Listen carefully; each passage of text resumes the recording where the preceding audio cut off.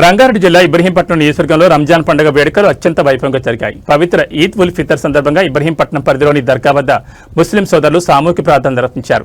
ఈ వేడుకల్లో యువ నాయకుడు మల్రెడ్డి అభిషేక్ రెడ్డి పాల్గొని అందరికీ రంజాన్ శుభాకాంక్షలు తెలిపారు. దర్గా వద్దకు చేరుకున్న అభిషేక్ రెడ్డికి ముస్లిం సోదరులు ఘనస్వాగతం పలికారు.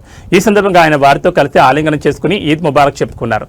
అనంతరం జరిగిన సమావేశంలో ఆయన మాట్లాడుతూ రంజాన్ పండుగ అనేది కేవలం ఒక వర్గానికి సంబంధించింది కాదని, అది సౌహార్దానికి మరియు సామాజిక ఐక్యతకు నిదర్శనమని పేర్కొన్నారు. అన్ని మతాల ప్రజలను సమానంగా గౌరవించడం, వారి పండుగల్లో భాగస్వామ్యం కావడం తమ కుటుంబం తరతరాలుగా పాటిస్తున్న ఆచారమని ఆయన గుర్తు చేశారు. ప్రజల మధ్య విభేదాలు సృష్టించే రాజకీయాలను తాము ప్రోత్సహించబోమని, కేవలం అభివృద్ధి మరియు ఐక్యత లక్ష్యంగా ముందుకు సాగుతామని స్పష్టం చేశారు. యువ నాయకుడు అభిషేక్ రెడ్డి తమ మధ్యకొచ్చి శుభాకాంక్షలు తెలపడంపై ముస్లిం సోదరులు హర్షం వ్యక్తం చేశారు.